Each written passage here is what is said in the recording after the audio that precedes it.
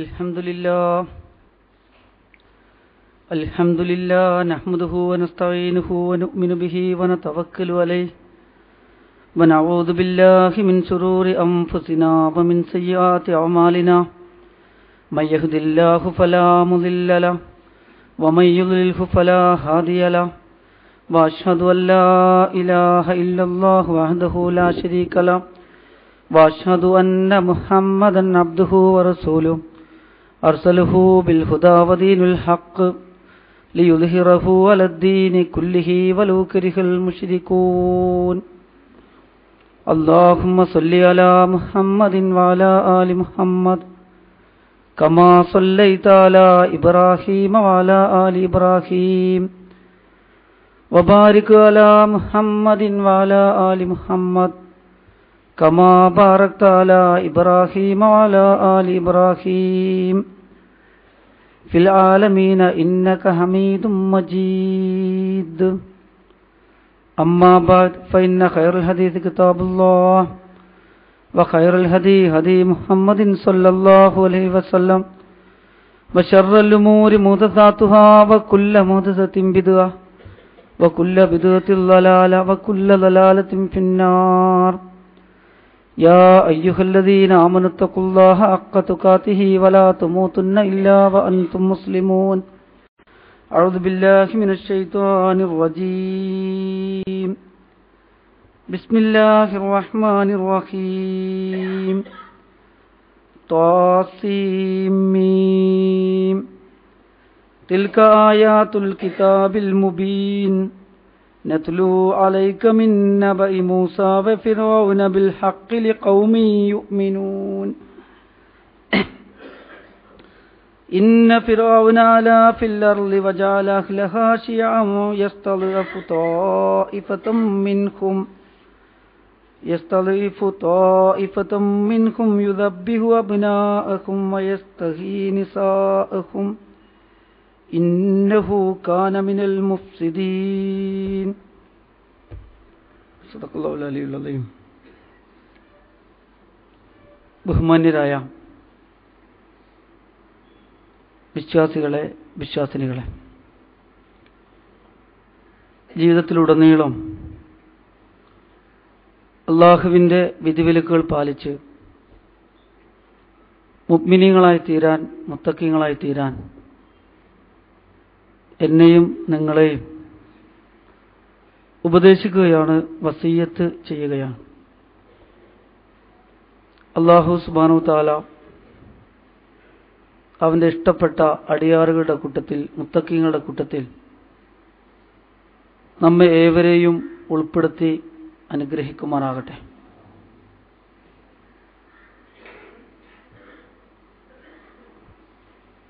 ഇന്ന് മുസ്ലിം ലോകത്തുടനീളം അള്ളാഹുവിൻ്റെ ഭവനങ്ങളിൽ ഫലസ്തീൻ പ്രശ്നവുമായി ബന്ധപ്പെട്ട പ്രാർത്ഥനകളും ഉത്ബോധനങ്ങളും ഓർമ്മപ്പെടുത്തലുകളും ചരിത്രം അനുസ്മരിച്ച് പാഠം ഉൾക്കൊള്ളുകയുമൊക്കെ ചെയ്തുകൊണ്ടിരിക്കുന്ന സന്ദർഭമാണ്. കഴിഞ്ഞ ഖുതുബയിൽ കുറേ കാര്യങ്ങൾ നിങ്ങൾ ഉൾക്കൊണ്ട് കഴിഞ്ഞിട്ടുണ്ടാകും എന്ന് നമ്മൾ പ്രതീക്ഷിക്കുന്നു. ലോകത്തെങ്ങാനുമുള്ള വിശ്വാസികളിൽ സമ്മിശ്ര പ്രതികരണമാണ് യഥാർത്ഥത്തിൽ ഫലസ്തീൻ പ്രശ്നം സൃഷ്ടിച്ചിട്ടുള്ളത്. ആ രണ്ട് പ്രതികരണവും തീർച്ചയായും ഇസ്ലാമിൻ്റെ പ്രതികരണം തന്നെയാണ്. ഒന്ന്, വിശ്വാസികളൊക്കെയും അള്ളാഹുവിൻ്റെ ദീനിൻ്റെ മാർഗത്തിൽ പിഞ്ചു കുഞ്ഞുങ്ങൾ ക്രൂരമായി കൊല ചെയ്യപ്പെടുമ്പോൾ അങ്ങേയറ്റം അതിൽ ദുഃഖിക്കുന്നു, ഖേദിക്കുന്നു. അതേ സന്ദർഭത്തിൽ തന്നെ ലോകത്തെങ്ങാനുമുള്ള വിശ്വാസികൾ ഇത്രമാത്രം പരീക്ഷണങ്ങൾ അഭിമുഖീകരിക്കുമ്പോഴും ഒരു കൊച്ചു സംഘം അതിനെ അഭിമുഖീകരിക്കാൻ ഹസ്ബുനല്ലാഹ് വ നിഅമൽ വക്കീൽ, ഞങ്ങൾക്ക് അല്ലാഹു മതി എന്ന് പ്രഖ്യാപിക്കാൻ തയ്യാറുള്ള ഒരു കൊച്ചു സമൂഹം ഇന്ന് ലോകത്തെങ്ങാനും നമ്മുടെ വിശ്വാസത്തെക്കുറിച്ച് ആത്മപരിശോധന നടത്തുമ്പോൾ നമുക്ക് ലജ്ജ തോന്നും വിധം ഇസ്ലാമിനെ പ്രതിനിധീകരിക്കാൻ ഇന്നും യുദ്ധഭൂമിയിൽ രക്തസാക്ഷിത്വത്തിന്റെ ഇടയിൽ ചോരമണക്കുന്ന ഭൂമിയിൽ ഹസ്ബുനല്ലാ വ നിഅമൽ വക്കീൽ എന്ന് പ്രഖ്യാപിക്കാനുണ്ട് എന്നുള്ളത് നമ്മെ സന്തോഷിപ്പിക്കുന്ന കാര്യവുമാണ്. അതുകൊണ്ട് തന്നെ ഫലസ്തീൻ വിശ്വാസികളിൽ സമ്മിശ്ര പ്രതികരണം ഉണ്ടാക്കുന്നു. ഈ രണ്ട് പ്രതികരണവും യഥാർത്ഥത്തിൽ ഇസ്ലാമികമായ പ്രതികരണമാണ് എന്നാണ് നമ്മൾ സൂചിപ്പിക്കുന്നത്. നമ്മൾ എന്തുകൊണ്ട് ഖേദിക്കുന്നു, സങ്കടപ്പെടുന്നു എന്ന് ചോദിച്ചാൽ റസൂലുള്ളാഹി സ്വല്ലല്ലാഹു അലൈഹി വസല്ലം നമ്മെ ഓർമ്മിപ്പിച്ചൊരു കാര്യമാണ്. ലോകത്തെ ഏത് മുക്കുമൂലയിലാണെങ്കിലും ശരി, വിശ്വാസികൾ ആദർശത്തിന്റെ പേരിൽ അവർ ഒരൊറ്റ ശരീരത്തെ പോലെയാണ്. ഈ ഒരു ശരീരത്തിന്റെ ഏതെങ്കിലും ഒരു അവയവത്തിന് എന്തെങ്കിലും ഒരു പൊറലേറ്റാൽ, വിശ്വാസി സമൂഹമാകുന്ന ഈ ഒറ്റ ശരീരത്തിന്റെ ഏതെങ്കിലും ഒരു അവയവത്തിന് എന്തെങ്കിലും ഒരു മുറിവ് പറ്റിയാൽ, ആ ശരീരത്തിലെ അവയവത്തിനേറ്റ മുറിവിനോട് ഐക്യദാർഢ്യം പ്രഖ്യാപിച്ചുകൊണ്ട് ശരീരം പനിക്കുന്നത് പോലെ, ശരീരം രാത്രി അതിനുവേണ്ടി ഉറക്കമൊഴിക്കുന്നത് പോലെ, ലോകത്തെങ്ങാനുമുള്ള മുസ്ലിങ്ങൾ ഒരൊറ്റ ശരീരമാണ്. അതുകൊണ്ട് ഈ ഒരൊറ്റ ശരീരം അതിനോട് ഐക്യദാർഢ്യം പ്രഖ്യാപിച്ചുകൊണ്ട് പനിക്കുന്നു, രാത്രി ഉറക്കമൊഴിക്കുന്നു. അങ്ങനെ പ്രാർത്ഥനയിൽ അവർക്ക് വേണ്ടി പ്രാർത്ഥിച്ചുകൊണ്ട്, ലോകത്തെങ്ങാനുമുള്ള വിശ്വാസികൾക്ക് വേണ്ടി പ്രാർത്ഥിച്ചുകൊണ്ട് കണ്ണീരോടുകൂടി പടച്ചവനോട് സഹായം ചോദിച്ചുകൊണ്ടിരിക്കുന്നു. രണ്ടാമത്തെ രീതി എന്ന് പറയുന്നത് വിശ്വാസികൾക്ക് സന്തോഷിക്കാൻ വകയുണ്ട് എന്നുള്ളതാണ്. നിങ്ങളൊക്കെ അതിന്റെ ചിത്രങ്ങളും വാർത്തകളും കണ്ടുകൊണ്ടിരിക്കുന്നുണ്ടാകും എന്ന് ഞാൻ പ്രതീക്ഷിക്കുന്നു. 24 മണിക്കൂറും അൽ ജസീറയുടെ അറബി ചാനൽ ശ്രദ്ധിച്ചാൽ നമുക്ക് ബോധ്യപ്പെടുന്ന ചില അത്ഭുതങ്ങൾ അവിടെ സംഭവിച്ചുകൊണ്ടിരിക്കുകയാണ്. യർമൂക്കിന്റെ അനുഭവങ്ങളൊക്കെയാണ്. ഒരു മുഴുവൻ മക്കളും നഷ്ടപ്പെട്ടു പോയ ഉമ്മയെ സമാധാനിപ്പിക്കുന്നതിന് വേണ്ടി വീട്ടിലേക്ക് കയറിച്ചെന്ന സഹോദരങ്ങൾക്ക് കാണാൻ സാധിച്ചത് ആ ഉമ്മ മറ്റൊരു ഉമ്മയെ സമാധാനിപ്പിക്കാൻ വേണ്ടി വേറൊരു വീട്ടിലേക്ക് പോയിരിക്കുന്നു എന്നുള്ളതാണ്. വെള്ളം ചോദിച്ച് വെള്ളം എത്തിക്കുന്ന സന്ദർഭത്തിൽ അപ്പുറത്ത് കിടന്ന് വെള്ളം ചോദിക്കുന്നവന് വേണ്ടിയിട്ട് മരണവെപ്രാളത്തിൽ ആവശ്യപ്പെട്ട വെള്ളം തന്റെ ചുണ്ടിനോട് ചേർത്ത് നിൽക്കുന്ന സന്ദർഭത്തിൽ അപ്പുറത്ത് വെള്ളം ചോദിച്ചവന് വെള്ളം കൊടുക്കാൻ ആവശ്യപ്പെടുന്ന യർമൂക്കിന്റെ ചരിത്രം ഇവിടെ ആവർത്തിക്കപ്പെട്ടുകൊണ്ടിരിക്കുന്നു. ഫലസ്തീനിൽ അത് ആവർത്തിക്കപ്പെട്ടുകൊണ്ടിരിക്കുകയാണ്. എവിടെയാണ് മരിച്ചുപോയ കുട്ടികളുടെ ഉമ്മ എന്ന് അന്വേഷിക്കുമ്പോൾ വേറെ മരിച്ചുപോയ കുട്ടികളുടെ ഉമ്മയെ സാന്ത്വനപ്പെടുത്താൻ വേണ്ടി ആ ഉമ്മ പോയിരിക്കുന്നു എന്നുള്ളതാണ്. യർമൂക്ക് ഇവിടെ ആവർത്തിക്കപ്പെട്ടുകൊണ്ടിരിക്കുകയാണ്. ചരിത്രം ഇവിടെ ആവർത്തിക്കപ്പെട്ടുകൊണ്ടിരിക്കുകയാണ്. പിടഞ്ഞുകൊണ്ടിരിക്കുന്ന മനുഷ്യർക്കിടയിൽ ജീവനുള്ളവരെ അന്വേഷിക്കുകയും ജീവനുള്ളവരെ കൊണ്ടുപോയി ചികിത്സിക്കാൻ വേണ്ടി ശ്രമിക്കുകയും ചെയ്യുമ്പോൾ ഒരു മനുഷ്യൻ ലാ ഇലാഹ ഇല്ലല്ലാ എന്ന് പറഞ്ഞ് കണ്ണടക്കുന്നത് നമുക്ക് ആ ദൃശ്യം നേർക്കുനേരെ കാണാൻ കഴിയുന്നതാണ്. ലാ ഇലാഹ ഇല്ലല്ലാ ഹസ്ബുനല്ലാഹ് വ നിഅമൽ വക്കീൽ.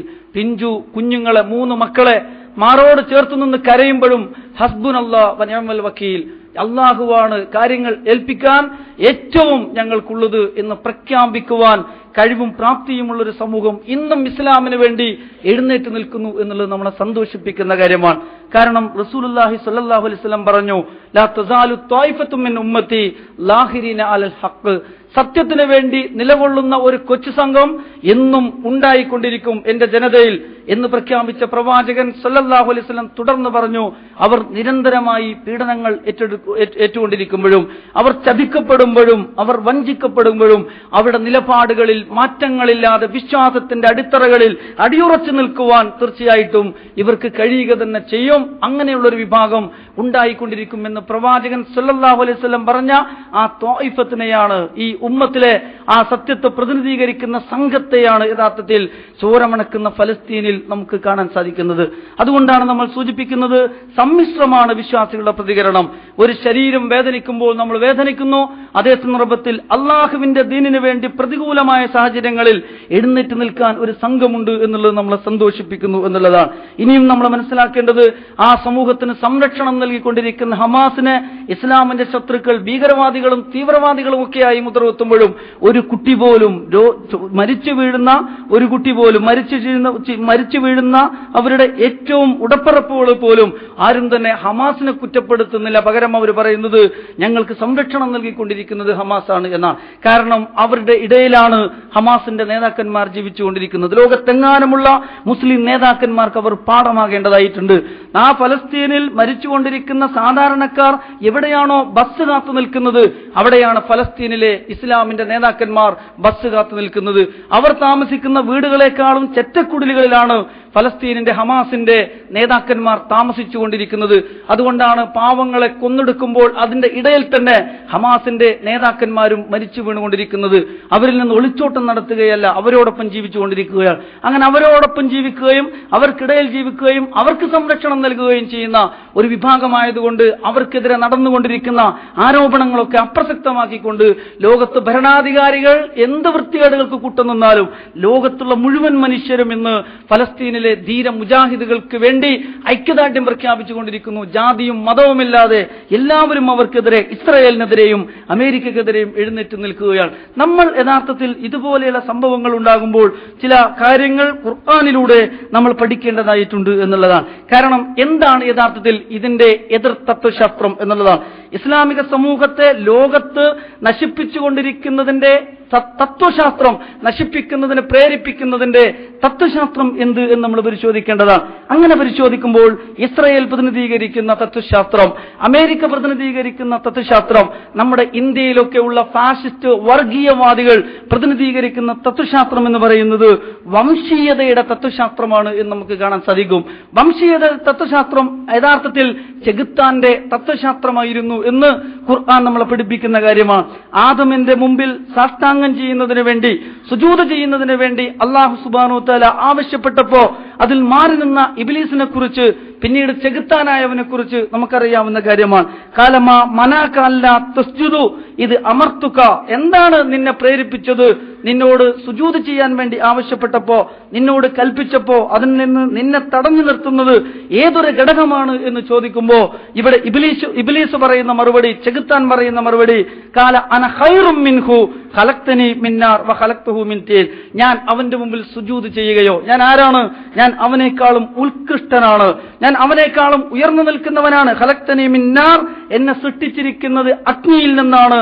വ ഖലഖ്തഹു മിൻ തീൻ, എന്നാൽ ആദമാകുന്ന മനുഷ്യനെ സൃഷ്ടിച്ചിരിക്കുന്നതോ മണ്ണിൽ നിന്നാണ്. മണ്ണിൽ നിന്ന് സൃഷ്ടിച്ച ആദം അധമനാണെന്നും അഗ്നിയിൽ നിന്ന് സൃഷ്ടിക്കപ്പെട്ട ഞാൻ ഏറ്റവും ഉയർന്നവനാണെന്നും അതുകൊണ്ട് ജന്മം കൊണ്ട് തന്നെ, വംശം കൊണ്ട് തന്നെ ഞാൻ മഹത്വപ്പെട്ടിരിക്കുന്നു എന്നും എന്റെ മഹത്വം അവന്റെ മുമ്പിൽ സാഷ്ടാംഗം ചെയ്യാൻ എന്നെ അനുവദിക്കുന്നില്ല എന്ന് ചെകുത്താൻ പറഞ്ഞിട്ടുണ്ട് എങ്കിൽ ഈ ചെകുത്താന്റെ മഹത്വബോധമാണ് യഥാർത്ഥത്തിൽ, ഈ ചെകുത്താന്റെ ആഠ്യമനോഭാവമാണ് യഥാർത്ഥത്തിൽ അമേരിക്കയെ അതേപോലെ തന്നെ ഇസ്രായേലിനെ ഇന്ത്യയിലെ ഫാഷിസത്തിന്റെയും ഒക്കെ തത്വശാസ്ത്രമായിട്ട് വർത്തിച്ചുകൊണ്ടിരിക്കുന്നത്.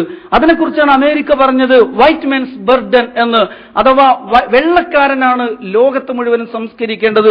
ലോകത്തെ സംസ്കരിക്കേണ്ടുന്ന ബാധ്യത യഥാർത്ഥത്തിൽ ഞങ്ങൾക്ക് മാത്രമാണ്, വെളുത്ത വർഗക്കാർക്ക്. കാരണം ലോകത്ത് മറ്റുള്ളവർക്കൊന്നും സംസ്കാരമില്ല, മറ്റുള്ളവർക്കൊന്നും ബുദ്ധിയില്ല, കഴിവില്ലാത്തവരാണ് അവർ. അവർക്ക് മൃഗങ്ങളെപ്പോലെയുള്ള ആളുകളാണ്. ഞങ്ങളാവട്ടെ വെള്ളക്കാരും ബുദ്ധിയുള്ളവരും ലോകത്ത് ഉയർന്ന വംശത്തിലും പെട്ടവരാണ്. ചെകുത്താൻ പറഞ്ഞതുപോലെ ഞങ്ങളൊക്കെ ഉയർന്ന വംശത്തിൽപ്പെട്ടവരാണ്. അതുകൊണ്ട് ലോകത്തുള്ള മനുഷ്യരെ മുഴുവനും സംസ്കരിക്കുവാൻ ഞങ്ങളിതാ കടപ്പെട്ടിരിക്കുന്നു എന്നാണ് അമേരിക്കയിലെ ബുദ്ധിജീവികൾ അമേരിക്കയ്ക്ക് വേണ്ടി സംസാരിച്ചത്. ഇത് തന്നെയാണ് ഇസ്രായേലും പറഞ്ഞത്. വൈറ്റ് മെൻസ് ബർഡൻ എന്ന് പറയുന്ന ആശയം തന്നെയാണ് യഥാർത്ഥത്തിൽ ഇസ്രായേലും ഉയർത്തിപ്പിടിക്കുന്നത്. അത് തന്നെയാണ് നമുക്ക് ഇന്ത്യയിലേക്ക് വരുമ്പോഴും നമ്മൾ കാണുന്നത്.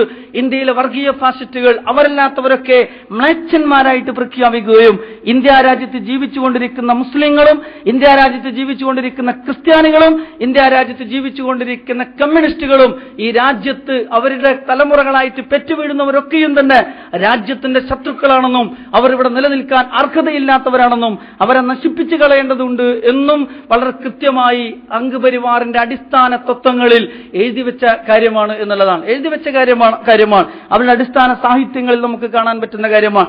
ഇങ്ങനെ ഒരു വിഭാഗം തങ്ങളുടെ വംശത്തിന്റെയും ദേശത്തിന്റെയും മഹിമ പ്രഖ്യാപിച്ചുകൊണ്ട് മറ്റുള്ള വിഭാഗങ്ങളെ കൊന്നൊടുക്കുകയും നശിപ്പിച്ചു കളയുകയും ചെയ്യുന്നു. ഈ ഒരു ചരിത്രമാണ് യഥാർത്ഥത്തിൽ പ്രിയമുള്ള സഹോദരന്മാരെ നമുക്ക് ഫറോവയുടെ ചരിത്രത്തിൽ നമുക്ക് കാണാൻ സാധിക്കുന്നത്. ഫറോവ ഉയർത്തിപ്പിടിച്ചത് യഥാർത്ഥത്തിൽ എന്തായിരുന്നു? വംശീയവാദമായിരുന്നു ഫറോവ ഉയർത്തിപ്പിടിച്ചത്. അതുകൊണ്ടാണ് പരിശുദ്ധ ഖുർആൻ ഫറോവയുടെയും മൂസയുടെയും കഥ ഞാൻ നിങ്ങൾക്ക് പറഞ്ഞു തരാം. വിശ്വാസികൾക്ക് അതിൽ നിന്ന് ചില പാഠങ്ങൾ കിട്ടാനുണ്ട്, ചില പാഠങ്ങൾ മനസ്സിലാക്കാനുണ്ട്. പരിശുദ്ധ ഖുർആൻ ചരിത്രം പറയുന്നത് ഒരു ചരിത്രം മനസ്സിലാക്കി വെക്കാൻ വേണ്ടിയല്ല, വർത്തമാനകാലത്തെ വായിക്കുവാനുള്ള, വർത്തമാനകാലത്തെ ഖുർആനിൽ നിന്ന് വായിക്കാനും നിരീക്ഷിക്കുവാനും അതിൽ ഒരു നിഗമനത്തിൽ എത്തിച്ചേരാനും വിശ്വാസികളെ പ്രാപ്തമാക്കുന്നതിന് വേണ്ടിയാണ് ഖുർആൻ ചരിത്രം പറയുന്നത്. ഫറോവയുടെ ചരിത്രം ഫറോവയുടെ ചരിത്രമായിട്ട് വായിക്കുകയും എന്നിട്ട് ആധുനിക ഫറോവന്മാരെ കാണാതിരിക്കുകയും ചെയ്യുന്നത് ഖുർആനെ എങ്ങനെ വായിക്കണം എന്നറിയാതിരിക്കുന്നതിന്റെ ഏറ്റവും നല്ല തെളിവാണ്. ഖുർആനെ എങ്ങനെ വായിക്കണം? ഖുർആൻ വായിക്കുമ്പോൾ ഖുർആൻ പറയുന്ന ഇസ്ലാമിന്റെ എതിർവശത്ത് നിൽക്കുന്ന സകല അനിസ്ലാമിക പ്രവണതകളും വർത്തമാനകാലത്തിൽ കാണുമ്പോൾ അതിലൂടെ വായിക്കുവാനും മനസ്സിലാക്കുവാനും അതിനെ എങ്ങനെയാണോ ഇസ്ലാം അഭിമുഖീകരിച്ചത് ആ അഭിമുഖീകരണത്തിന്റെ അടിത്തറകളിൽ നിന്ന് അഭിമുഖീകരിക്കുവാനും നമുക്ക് കഴിയുമ്പോൾ മാത്രമേ ഇസ്ലാമിന്റെ വർത്തമാനകാല പ്രാതിനിധ്യം എന്ന് പറയുന്ന അവസ്ഥയിലേക്ക് മുഅ്മിനീങ്ങൾക്ക് യഥാർത്ഥത്തിൽ എത്തിച്ചേരാൻ സാധിക്കുകയുള്ളൂ. അതുകൊണ്ട് സൂറത്തുൽ ഖസസിന്റെ ആദ്യ ഭാഗം പരിശോധിച്ചാൽ ഇന്ന് നടന്നുകൊണ്ടിരിക്കുന്ന സംഭവങ്ങളെക്കുറിച്ചുള്ള ചില വിശകലനങ്ങളായിട്ട് നമുക്കതിനെ വായിക്കാൻ കഴിയുന്നു എന്നുള്ളതാണ്. ഖുർആൻ ഓർമ്മിപ്പിക്കുന്നു, വ്യക്തമായ അള്ളാഹുവിന്റെ വേദത്തിൽ നിന്നുള്ള ആയത്തുകളാണിത്. നത്ലു അലൈക മിൻ നബഇ മൂസാ വ ഫിർഔന ബിൽ ഹഖ് ലിഖൗമി യുഅ്മിനൂൻ. ഇതാ നമ്മൾ താങ്കൾക്ക് ഇതാ വിശദീകരിച്ചു തരുന്നു മൂസാ നബി അലൈഹിസ്സലാമിന്റെയും ഫിർഔന്റെയും വാർത്തകൾ, വൃത്താന്തങ്ങൾ നാം സത്യസമേതം ഇതാ നിങ്ങൾക്ക് പറഞ്ഞു തരികയാണ്. ലിഖൗമി യുഅ്മിനൂൻ, എന്തിന്? വിശ്വാസികളായ സമൂഹത്തിന് അതിൽ നിന്ന് ചില പാഠങ്ങൾ കിട്ടുന്നതിന് വേണ്ടി, ചില കാര്യങ്ങൾ ഉൾക്കൊള്ളുന്നതിന് വേണ്ടി. ഇന്ന ഫിർഔന അലാ ഫിൽ അർള്, യഥാർത്ഥത്തിൽ ഫിർഔൻ ഭൂമിയിൽ നിഗളിച്ചു നടക്കുന്ന ധിക്കാരിയായിരുന്നു. സ്വയം ഒരു ദൈവമാണ് എന്ന് വരെ വാദിക്കാൻ വല്ലാത്ത ധാർഷ്ട്യം കാണിച്ചവനായിരുന്നു ഫിറഔൻ. വജഅല അഹ്ലഹ, എന്നിട്ട് എന്ത് ചെയ്തു? ഫാസിസ്റ്റുകൾ എന്തൊക്കെ ചെയ്യുന്നു, വംശീയവാദികൾ എന്തൊക്കെ ചെയ്തുവോ, ഇന്ന് ചെയ്തുകൊണ്ടിരിക്കുന്നുവോ അതൊക്കെയും ഇതാ ഫിറഔനും ചെയ്തുകൊണ്ടിരിക്കുകയാണ്. കാരണം സാമ്രാജ്യത്വത്തിന്റെയും ഫാഷിസത്തിന്റെയും വംശീയതയുടെയും ഒരു തന്ത്രമായിരുന്നു ഡിവൈഡ് ആൻഡ് റൂൾ എന്നുള്ളത്. ഭിന്നിപ്പിച്ചു ഭരിക്കുക, സമുദായങ്ങൾക്കിടയിൽ ധ്രുവീകരണങ്ങൾ സൃഷ്ടിക്കുക എന്നുള്ളത് അവരുടെ ഒരു തന്ത്രമായിരുന്നു. എല്ലാവരും സ്വീകരിച്ചൊരു തന്ത്രമായിരുന്നു. ഇത് തന്നെയാണ് ഫറോവയുടെ തന്ത്രം. ഡിവൈഡ് ആൻഡ് റൂൾ എന്ന് പറയുന്ന സാമ്രാജ്യത്വത്തിന്റെ തന്ത്രങ്ങളെ ഫറോവയുടെ തന്ത്രങ്ങളിലൂടെ വായിക്കാൻ കഴിയുക എന്നുള്ളതാണ് വിശ്വാസി ഖുർആൻ വായിക്കുന്നു എന്ന് പറഞ്ഞാൽ അതിന്റെ അർത്ഥം. വിശ്വാസിയുടെ ഖുർആൻ പഠനം അങ്ങനെയായിരിക്കണം എന്നാണ് നമ്മൾ സൂചിപ്പിക്കുന്നത്. ഇതാ ഇന്ന ഫിർഔന അലാ ഫിൽ അർളി വജഅല അഹ്ലഹാ ശിയഅൻ, എന്താണ് അദ്ദേഹം ചെയ്തത്?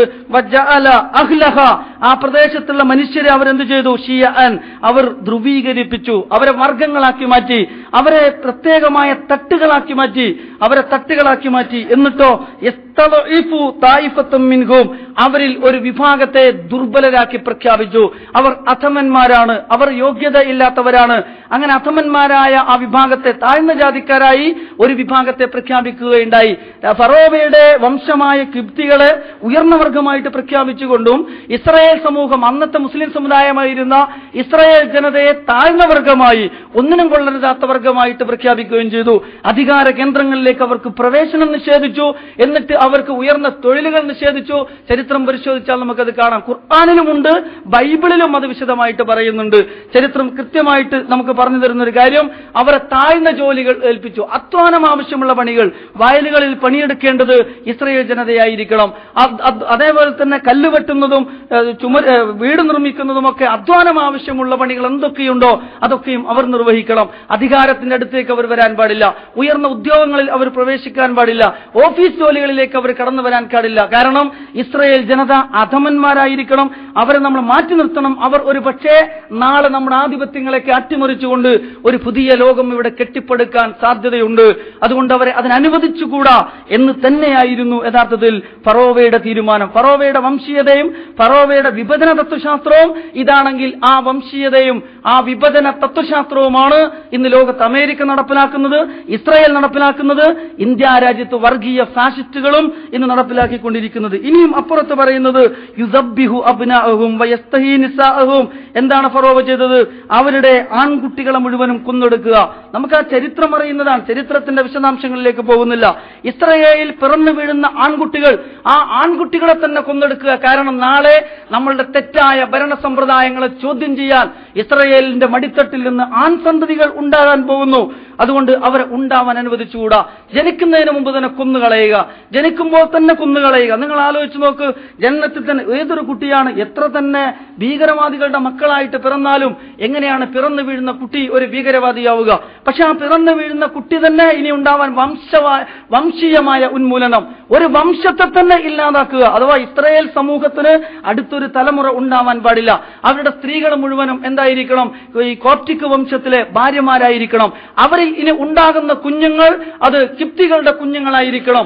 ഇസ്രായേൽ ജനത ഇവിടെ ഉണ്ടാവാൻ പാടില്ല. ഒരു ഭാഗത്ത് പീഡിപ്പിക്കുന്നു, അതിക്രൂരമായിട്ട് പീഡിപ്പിക്കുന്നു, ഏറ്റവും മോശമായ ജോലികളിൽ അവരെ ആക്കുന്നു, അവർക്ക് അംഗീകാരം കൊടുക്കാതിരിക്കുന്നു, അവരെ താഴ്ന്ന ജാതിക്കാരായിട്ട് പ്രഖ്യാപിക്കുന്നു. എന്നിട്ടോ ആ തലമുറയെ തന്നെ അറുത്തുമാറ്റുന്നതിന് വേണ്ടി യുസബ്ബിഹു അബ്നാഹുഹും, അവരുടെ മക്കളെ മുഴുവനും കൊന്നെടുക്കാനും സ്ത്രീകളെ മുഴുവനും ജീവിക്കാനും അനുവദിക്കുക. ഇന്നഹു കാന മിനൽ മുഫ്സിദീൻ, ഫസാദ് ഉണ്ടാക്കുന്നവരുടെ കൂട്ടത്തിലായിരുന്നു, ഏറ്റവും അധികം തെമ്മാടിത്തരം ചെയ്യുന്നവരുടെ കൂട്ടത്തിലായിരുന്നു യഥാർത്ഥത്തിൽ ഫറോവ എന്ന് പറയുന്ന ഈ ഭരണാധികാരി. പക്ഷേ നമ്മൾ മനസ്സിലാക്കണം, ഇന്ന് ഫലസ്തീനിൽ പിഞ്ചു കുഞ്ഞുങ്ങളെ കൊന്നെടുക്കുമ്പോൾ ലോകത്ത് പലരും ഇങ്ങനെ ആക്രോശിച്ചുകൊണ്ടിരിക്കുന്നു, കുഞ്ഞുങ്ങളെ കൊല്ലരുത്, കുഞ്ഞുങ്ങളെ കൊല്ലരുത്. മരിച്ചു വീണ 1100 പേരിൽ ഏകദേശം 300 ചില്ലാൻ ആളുകൾ പിഞ്ചു കുഞ്ഞുങ്ങളാണ് എന്ന് നമ്മൾ മനസ്സിലാക്കണം. പിഞ്ചു കുഞ്ഞുങ്ങൾ. എന്തിനാണ് ഇവർ പിഞ്ചു കുഞ്ഞുങ്ങളെ കൊല്ലുന്നത്? എന്തിനാണ് ഇസ്രായേൽ പിഞ്ചു കുഞ്ഞുങ്ങളെ കൊല്ലുന്നത്? എന്തിനാണ് ഇന്ത്യയിലെ ഫാസിസ്റ്റുകൾ ഗുജറാത്തിലെ നമ്മുടെ സഹോദരിമാരുടെ ഗർഭിണികളായ സഹോദരിമാരുടെ വയറ് കുത്തിക്കീറി ഭ്രൂണത്തെ വരെ കൊന്നുകളയുന്നത്? ഇനിയൊരു തലമുറ തന്നെ ഇവിടെ ഉണ്ടാവാൻ പാടില്ല. അതാണ് വംശത്തെ ഉന്മൂലനം ചെയ്യുക. ഏതെങ്കിലും ഒരുത്തൻ ഞങ്ങൾക്ക് ശല്യമാണ്, അവനെ കൊന്നുകളയുക എന്നുള്ളതല്ല. ഉന്മൂലനം, വംശത്തെ തന്നെ നശിപ്പിച്ചു കളയുക. ഇനി ഫലസ്തീനിൽ ഒരൊറ്റ മുസ്ലിമിന്റെ കുട്ടിയും ഉണ്ടാവാൻ പാടില്ല, ഒരു മനുഷ്യനും ഫലസ്തീനിൽ ഉണ്ടാവാൻ പാടില്ല. ഇത് സംഘപരിവാർ ഇന്ത്യയിൽ നടപ്പിലാക്കുന്നു, ഇസ്രായേൽ ഫലസ്തീനിൽ നടപ്പിലാക്കുന്നു, അമേരിക്ക ലോകത്തെങ്ങാനും ഇത് തന്നെ നടപ്പിലാക്കിക്കൊണ്ടിരിക്കുന്നു എന്നുള്ളതാണ്. ഇതാണ് ഫറോവ നടപ്പിലാക്കിയത്. യുസബ്ബിഹു അബ്നാഹുഹും, തങ്ങളുടെ മക്കളെ കൊല്ലുക, ഇസ്രായേലിന്റെ മക്കളെ മുഴുവനും ആൺകുട്ടികളെ മുഴുവനും കൊന്നൊടുക്കുക എന്നുള്ളതാണ്. അപ്പൊ വംശത്തെ നശിപ്പിച്ചുകൊണ്ടിരിക്കുക. ഇത് സംഭവിച്ചുകൊണ്ടിരിക്കുമ്പോൾ ഇവിടെ സത്യവിശ്വാസികൾക്ക് ഇസ്രായേലിനെയും അമേരിക്കയെയും ഇന്ത്യൻ ഫാഷിസത്തെയും ഫറോവയിലൂടെയും ഹാമാനിലൂടെയും കാറൂൻ മുതലാളിയിലൂടെയും കാണാൻ കഴിയണം എന്നാണ് നമ്മൾ പറയുന്നത്. അങ്ങനെ കാണാൻ കഴിയുമ്പോൾ തീർച്ചയായിട്ടും ആ ഇസ്ലാമികമായ രാഷ്ട്രീയ അവബോധത്തിൽ നിന്ന് ലോകത്തുള്ള മിമ്പറുകളൊക്കെ, ആ അവബോധമുള്ള ലോകത്തുള്ള മിമ്പറുകളൊക്കെ ശക്തമായിട്ട് തന്നെ കുറച്ചു നാളുകളായി ഫലസ്തീനിൽ ഇസ്രായേൽ നടത്തിക്കൊണ്ടിരിക്കുന്ന നരമേധത്തിനെതിരെ, നരനായാട്ടിനെതിരെ ശക്തമായിട്ട് പ്രതികരിച്ചുകൊണ്ടിരിക്കുകയാണ്. ഖുർആനിൽ നിന്നുകൊണ്ട് സമൂഹത്തെ ബോധവൽക്കരിച്ചുകൊണ്ടിരിക്കുകയാണ്.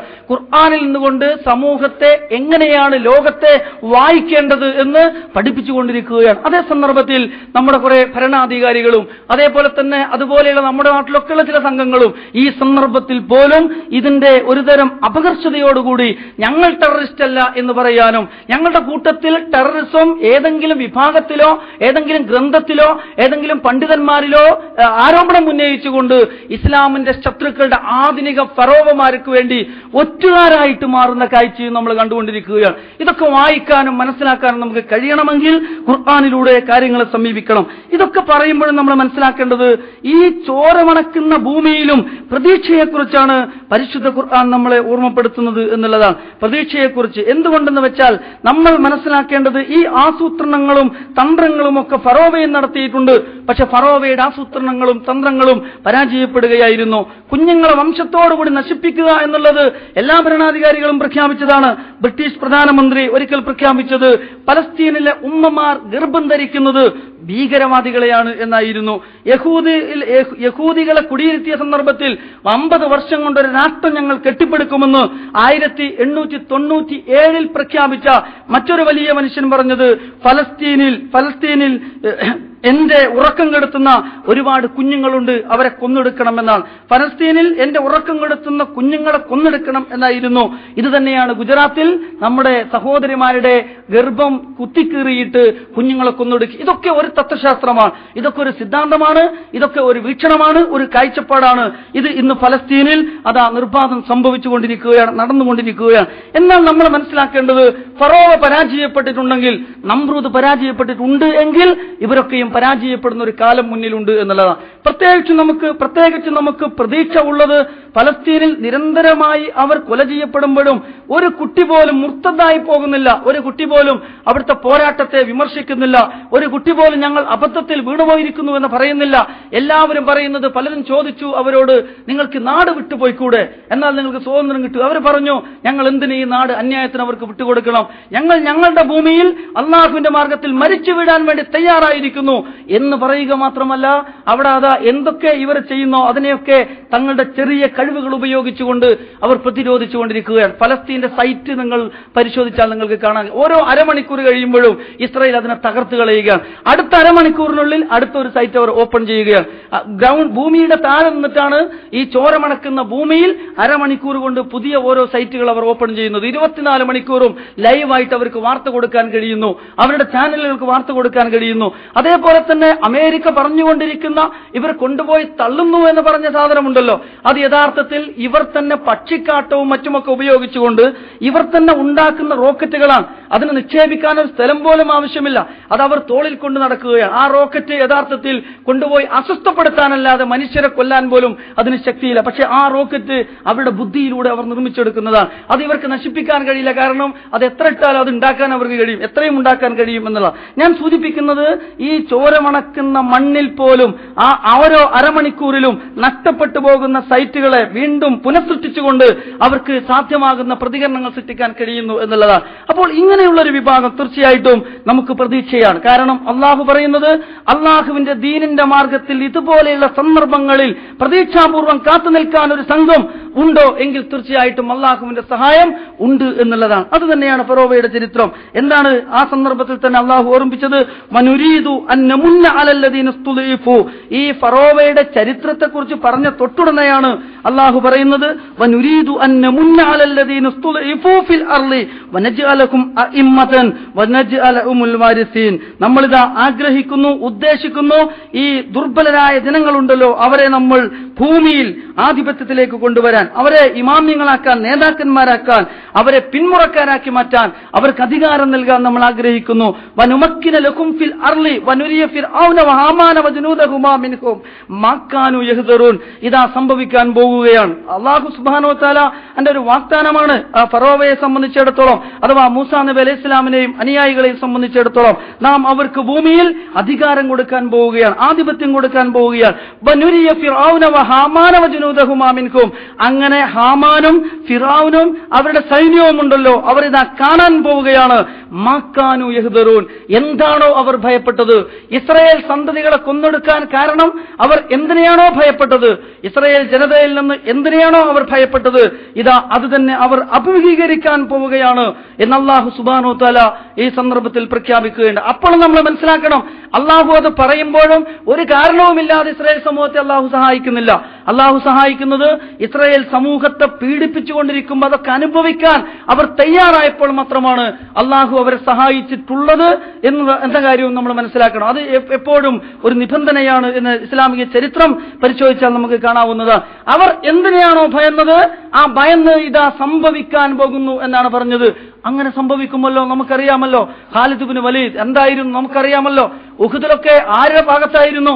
ഇസ്ലാമിനെതിരെ നിന്ന സൈനിക തലവൻ സൈഫുള്ളയായിട്ട് പിന്നീട് മാറുകയാണ്, ഇസ്ലാമിന്റെ പക്ഷത്തേക്ക് വരികയാണ്. റസൂലുള്ളാഹി സ്വല്ലല്ലാഹു അലൈഹി വസല്ലമയുടെ കഴുത്തെടുക്കാൻ വേണ്ടി ഇറങ്ങി പുറപ്പെട്ട ഉമർ റളിയല്ലാഹു അൻഹു പിന്നെ ഇസ്ലാമിലെ ഏറ്റവും അറിയപ്പെട്ട ഖലീഫയായിട്ട് മാറുകയാണ്. ഞാൻ സൂചിപ്പിക്കുന്നത് ഈ മാറ്റമാണ് ഇന്നല്ലെങ്കിൽ നാളെ ഇൻഷാ അല്ലാഹ് ഇസ്രായേലിലും അമേരിക്കയിലും സംഭവിക്കാൻ പോകുന്നത്.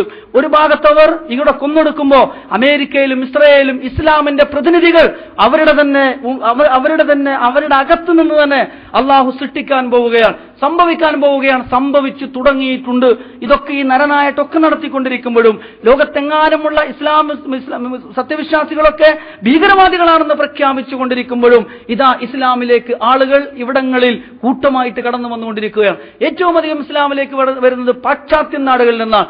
അതുകൊണ്ട് തന്നെ അവിടെ തന്നെ വളരും, അവിടെ തന്നെ ഇസ്ലാമിന്റെ ആളുകൾ ഉണ്ടാകും എന്ന് പറയുന്നതിന്റെ തെളിവെന്താണെന്ന് ചോദിച്ചാൽ, മൂസ അലൈഹിസ്സലാം ഉണ്ടായത് ഫറോവയുടെ മടിത്തട്ടിലായിരുന്നു. മൂസ അലൈഹിസ്സലാം ഉണ്ടായത് ഫറോവയുടെ മടിത്തട്ടിലായിരുന്നു. ഫറോവ എല്ലാവരെയും കൊന്നൊടുക്കി. പക്ഷേ അല്ലാഹു സുബ്ഹാനഹു വ തആല ഫറോവയുടെ തന്ത്രങ്ങളെ പരാജയപ്പെടുത്തിക്കൊണ്ട് ഫറോവയും അതേപോലെ തന്നെ ഫറോവയുടെ ഫിർഔന്റെ വംശവും എന്തൊന്നിനെയാണോ ഭയപ്പെട്ടത് ആ ഭയപ്പെട്ടതിനെ സ്വന്തം മടിത്തട്ടിൽ തന്നെ വളർത്തിക്കൊണ്ടുവന്ന് അവരെ കൊണ്ട് അനുഭവിപ്പിച്ചു എങ്കിൽ വിശ്വാസികൾ എന്തിന് പ്രതീക്ഷാറ്റവരായി തീരണം? വിശ്വാസികൾക്ക് പ്രതീക്ഷിക്കാൻ കഴിയണം. എത്ര യുക്തിഭദ്രമായ രീതിയിലാണ് അല്ലാഹു സുബ്ഹാനഹു വ തആല ഇതിനുവേണ്ടി തന്ത്രങ്ങൾ ആവിഷ്കരിച്ചത്. ഫറോവയുടെ തന്ത്രങ്ങളെയൊക്കെ കാറ്റിൽ പറത്തിക്കൊണ്ട് ഇതാ അവർ അനുഭവിക്കുക തന്നെ ചെയ്തു. വഔഖൈനാ ഇലാ ഉമ്മി മൂസ അൻ അർളിഹി, അങ്ങനെ മൂസ അലൈഹിസ്സലാമിന്റെ ഉമ്മ പ്രസവിച്ചപ്പോ മൂസ അലൈഹിസ്സലാമിന്റെ ഉമ്മയോട് പറഞ്ഞു, എന്താ പറയുന്നത്? അൻ അർളിഹി, മുല ഊട്ടിക്കൊണ്ടിരിക്കുക. മുല ഊട്ടുക, ഫറോവ കൊല്ലാൻ വരുമ്പോ നോക്ക, ഇപ്പൊ മുല ഊട്ടിക്കൊണ്ടിരിക്കുക. ഫഇദാ ഖിഫ്തി അലൈഹി ഫഅൽഖീഹി ഫിൽ യമ്മി വലാ തഖാഫി വലാ തഹ്സനി. ഇനി നിനക്ക് ഒരാശങ്ക ഉണ്ടാവുകയാണ്, നീ ഭയപ്പെടുന്ന ഒരു സന്ദർഭം ഉണ്ടാവുകയാണ്. അഥവാ നിന്റെ മകൻ മൂസയെ, ഇതാ നിന്റെ മകനെ ഇത് കൊല്ലാൻ വേണ്ടിയിട്ട് ഫിറൗനും കൂട്ടാളികളും വരും എന്നൊരാശങ്ക നിനക്കുണ്ടാവുകയാണെങ്കിലോ, എന്നിട്ടാണ് ബാക്കി കാര്യങ്ങൾ നിർദ്ദേശിച്ചു കൊടുക്കുന്നത്. ഈ 3 മാസത്തെക്കുറിച്ച് ബൈബിളിൽ കാണാം, ഖുർആനിലും ചില വിശദീകരണങ്ങൾ കാണുന്നിടത്ത് നമുക്ക് മനസ്സിലാക്കാൻ കഴിയുന്നത് ഈ 3 മാസക്കാലം ഈ കുട്ടിയെ ഒളിപ്പിച്ചു നിർത്തി മുലയൂട്ടിക്കൊണ്ടിരിക്കുകയായിരുന്നു. അവസാനം ഏതെങ്കിലും ഒരു വീട്ടിൽ ഏതെങ്കിലും ഒരു കുട്ടി, ഇസ്രായേൽ സന്തതി ആൺകുട്ടി ഒളിപ്പിച്ച് വളർത്തപ്പെടുന്നുണ്ടോ എന്ന് അന്വേഷിക്കുന്നതിന് വേണ്ടി എന്ത് ചെയ്തു ഫിറോൻ? സ്ത്രീകളെ തന്നെ കുട്ടികളുമായിട്ട് പറഞ്ഞയച്ചു. അതായത് കിപ്തി വംശത്തിൽപ്പെട്ട സ്ത്രീകളെ കുട്ടികളുമായിട്ട് വീടുകളിലേക്ക് പറഞ്ഞയച്ചു. അങ്ങനെ കുട്ടികളെ കരയിപ്പിച്ചുകൊണ്ട് ഏതെങ്കിലും വീട്ടിൽ മറ്റു കുട്ടികൾ, ഇസ്രായേലിന്റെ കുട്ടികൾ വളരുന്നുണ്ടോ എന്ന് പരിശോധിക്കാൻ വേണ്ടി പ്രത്യേകമായ അന്വേഷണ സംഘങ്ങളായി സ്ത്രീകളെ നിയോഗിക്കുകയുണ്ടായി. ഇതുകൂടി അറിഞ്ഞപ്പോൾ മൂസ അലൈഹിസ്സലാമിന്റെ ഉമ്മാക്ക് വല്ലാത്ത ആശങ്കയുണ്ടായി. അപ്പൊ അല്ലാഹു സുബ്ഹാനഹു വ തആല പറഞ്ഞു, ഇനി ഇദാ ഖിഫ്തി അലൈഹി, അവന്റെ കാര്യത്തിൽ വല്ല ആശങ്കയും ഉണ്ടാകുന്നുവെങ്കിൽ, വല്ല പേടിയും വല്ല അപകടവും സംഭവിക്കുന്നുവെങ്കിൽ ഫഅൽഖീഹി ഫിൽ യമ്മി വലാ തഖാഫി വലാ തഹ്സനി, നീ എന്ത് ചെയ്യണം? നീ ഈ കുട്ടിയെ എത്രയും പെട്ടെന്ന് ഒരു പുഴയിൽ ഒഴുക്കിക്കളയണം. ഒരു പെട്ടിയിലാക്കി, കൊട്ടയിൽ എന്നും അർത്ഥമുണ്ട്, പെട്ടിയിൽ എന്നും അർത്ഥമുണ്ട്. 2 രീതിയിലും പറഞ്ഞിട്ടുണ്ട്. പിന്നെ 2 രീതിയിലുമാണ് ചരിത്രത്തിൽ വായിക്കാൻ കഴിയുന്നത്. ഏതായാലും വെള്ളത്തിൽ ഒഴുക്കിക്കളയുക, പേടിക്കുന്നുവെങ്കിൽ ഒഴുക്കിക്കളയുക. ഇന്നാറൂഹു ഇലൈകി വജാഇലുഹു മിനൽ മുർസലിൻ, ഭയപ്പെടേണ്ടതില്ല, ദുഃഖിക്കേണ്ടതില്ല, നിന്നിലേക്ക് തന്നെ മൂസയെ മടക്കും, മൂസയെ നാം പ്രവാചകനായിട്ട് തിരഞ്ഞെടുക്കും എന്ന് പറഞ്ഞുകൊണ്ട് ഫറോവ ഈ കുട്ടികളെ കൊന്നുകൊണ്ടിരിക്കുമ്പോൾ അതിന്റെ ഇടയിൽ അല്ലാഹു സുബ്ഹാനഹു വ തആല എത്ര തന്ത്രപരമായി ഈ കുട്ടിയെ വളർത്തുകയാണ്. പുഴയിലേക്ക് ഒഴുക്കുവാൻ പറയുന്നു, ഒഴുക്കുന്നു. അങ്ങനെ ഒഴുകിക്കൊണ്ടിരിക്കുകയാണ്. മൂസായുടെ സഹോദരിയെ തന്നെ ചുമതലപ്പെടുത്തുന്നു ഈ കുട്ടി ആരാണ് എടുക്കുന്നത് എന്ന് നോക്കുന്നതിന് വേണ്ടി. അങ്ങനെ നദിക്കരയിലൂടെ ഈ കുട്ടി നടന്നുകൊണ്ടിരിക്കുകയാണ്. അങ്ങനെ നടന്നുകൊണ്ടിരിക്കുമ്പോൾ തോഴിമാർ കുളിച്ചുകൊണ്ടിരിക്കുമ്പോൾ ഈ പെട്ടി കണ്ടെത്തുകയും അങ്ങനെ ഫറോവയുടെ കൊട്ടാരത്തിലേക്ക് എത്തുകയും ചെയ്തു. ഫറോവയുടെ പത്നി അവിടെ കുളിക്കാൻ ഉണ്ടായിരുന്നുവെന്നും അതല്ല ഇല്ലായിരുന്നു എന്നൊക്കെ ചരിത്രത്തിൽ വായിക്കാൻ കഴിയുന്നു. എന്തോ ആവട്ടെ, ഏതായാലും ഫറോവയുടെ കൊട്ടാരത്തിൽ കുട്ടിയെത്തുന്നു. കുട്ടിയെത്തുന്ന സന്ദർഭത്തിൽ തന്നെ ഫറോവയുടെ പത്നി പറയുന്നു, ഈ കുട്ടിയെ നമ്മൾ കൊന്നെടുക്കും. അവർക്കറിയാം ഇത് ഇസ്രായേലിന്റെ സന്തതിയാണ്. കാരണം ആ ഭാഗത്ത് നിന്ന് ഇത് ഒഴുകി വരുന്ന സ്ഥലം ഇസ്രായേൽ സമൂഹം കൂടുതൽ താമസിക്കുന്ന പ്രദേശമാണ്.